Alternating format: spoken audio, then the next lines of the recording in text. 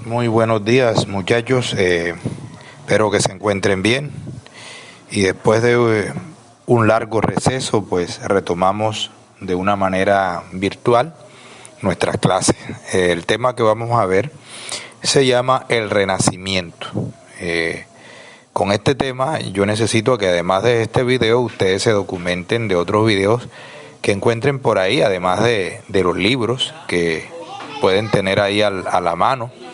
En Google pueden encontrar bastante información, entendiendo que el Renacimiento hubo un cambio radical en la concepción del hombre sobre el entorno. La idea de Dios como centro del universo se dio lugar a la confianza del hombre en sí mismo. Por tal razón ocurrieron transformaciones religiosas como la Reforma, aparecieron genios de la ciencia como Galileo, Copérnico.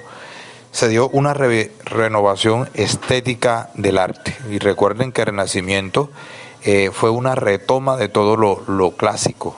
El hombre vuelve a retomar todo su pensamiento y deja atrás ese elemento religioso. Pero dejemos entonces que el video les amplíe más el conocimiento y vendrán entonces una serie de preguntas que iremos resolviendo en el camino. Al final del video encontrarán una serie de actividades. Buen día.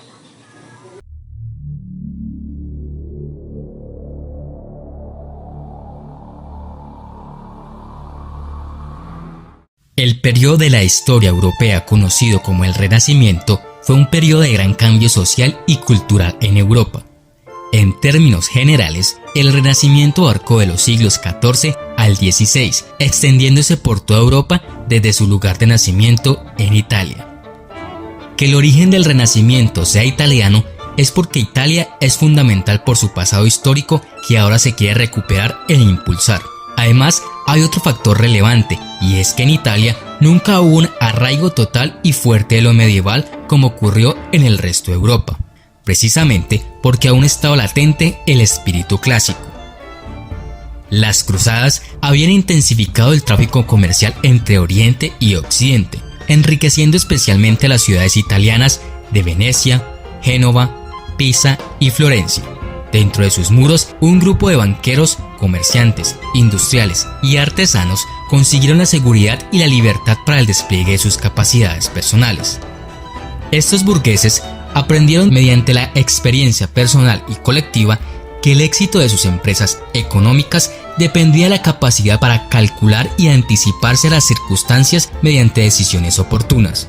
Su posición individual en la sociedad no dependía de la voluntad divina, sino de sí mismos. ¿Por qué hubo un renacimiento en Europa?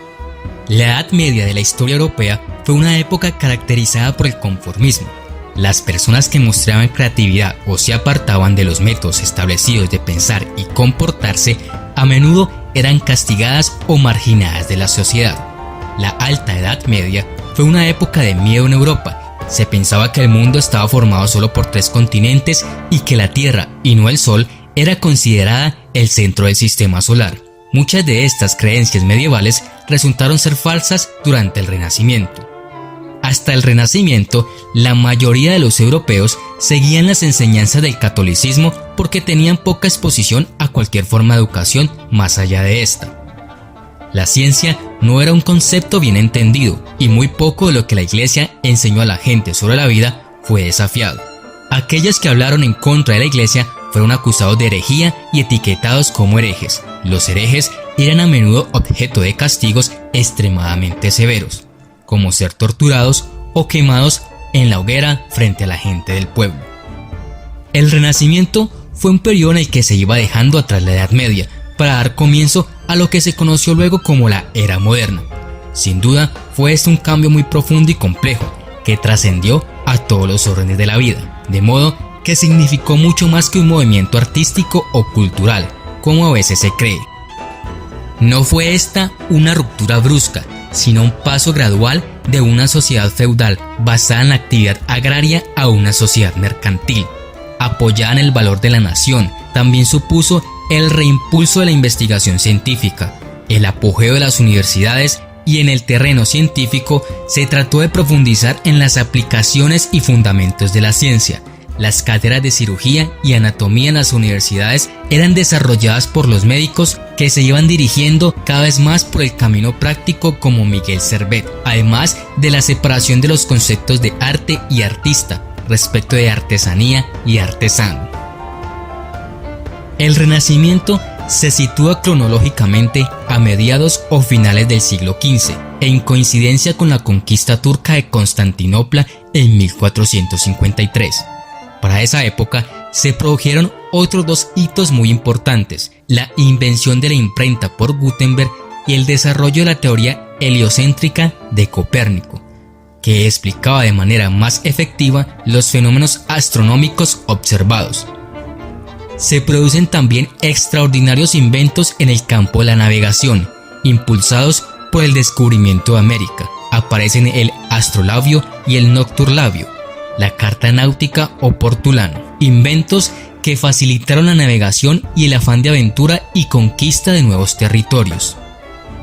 Estos fueron elementos propiciadores de una revolución científica y social de una magnitud impensable hasta entonces. El humanismo es el término que mejor define el Renacimiento. Por primera vez, la figura del hombre como ser creador ocupa un lugar central, tras años y años de teocentrismo, es decir, de Dios como fuente de toda creación. Otras teorías proponían que el gobierno era una institución terrenal pero de origen divino. Surgen entonces nuevos pensadores que renuevan la teoría política, exigiendo la separación de poderes. El gobierno es una institución terrenal de invención humana que no tiene nada que ver con la divinidad. Uno de los primeros teóricos en afirmar esta teoría fue Dante, que en su obra De Monarquía defiende la autoridad civil sobre la eclesiástica. Otros tantos pensadores también proponen esta división.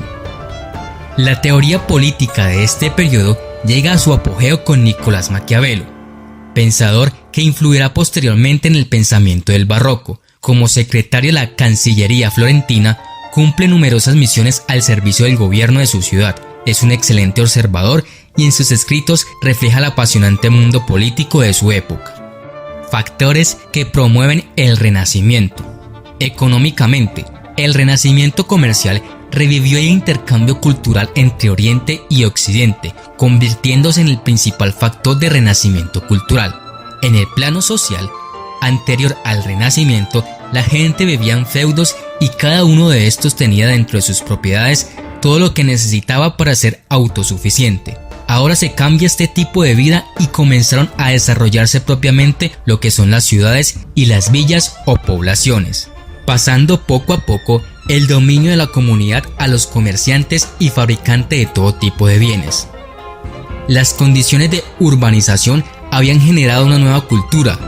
La secularización de la sociedad fue el proceso mediante el cual los sectores civiles de la sociedad fueron ganando mayor influencia política, económica y especialmente cultural, con respecto al poder detentado hasta entonces por la clase clerical. En el plano intelectual, la reanudación de los estudios de obras clásicas grecorromanas fue de gran importancia para caracterizar el tipo de arte. Esto fue posible gracias a los monasterios medievales, que conservaron en sus librerías muchas de estas obras, protegidas de la destrucción por las invasiones bárbaras del periodo. Racionalismo y cientificismo. Los renacentistas estaban convencidos de que todo puede ser explicado a través de la razón y la ciencia. Por ello, florecieron las ciencias y destacaron científicos como Nicolás Copérnico, Galileo Galilei, Alonso de Santa Cruz, Miguel Servet y el propio Leonardo da Vinci. En las artes, el arte renacentista tenía las siguientes influencias de las obras de arte de la antigüedad griega y romana. Los arquitectos utilizaron columnas y frontones clásicos, mientras los escultores y los pintores se interesaron por representar la desnudez del hombre y la mujer. Hubo el descubrimiento de la tercera dimensión, es decir, de la perspectiva, el interés por la observación y la representación de la naturaleza. introducción de nuevos temas como retratos y temas mitológicos. Los más importantes exponentes fueron artistas como Botticelli, Tiziano, Rafael o Da Vinci, y escritores como Alighieri, Petrarca, Boccaccio, Shakespeare, Rabelais y Garcilaso de la Vega. En la escultura, aquí se hace un esfuerzo importante en desarrollar la visión clásica. Lo que más se realizó fueron los retratos, bustos, temas mitológicos y religiosos, y una vez más el estudio de la anatomía llevó a los grandes escultores a realizar desnudos perfectos. Eran muy realistas y humanos, a pesar que muchas veces eran diosas o dioses los que eran retratados. Algunas de las obras más importantes del Renacimiento fueron: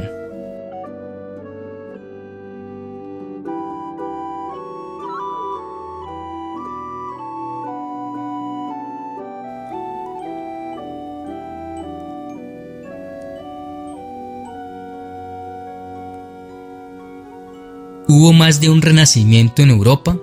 Muchas partes de Europa experimentaron un periodo de renacimiento entre el final de la Edad Media y el comienzo de la Edad Moderna. Considerados en su conjunto, estos movimientos constituyen un periodo global de renacimiento en Europa. Los renacimientos de diferentes áreas eran, sin embargo, muy distintos entre sí. No todos ocurrieron exactamente al mismo tiempo y de la misma manera.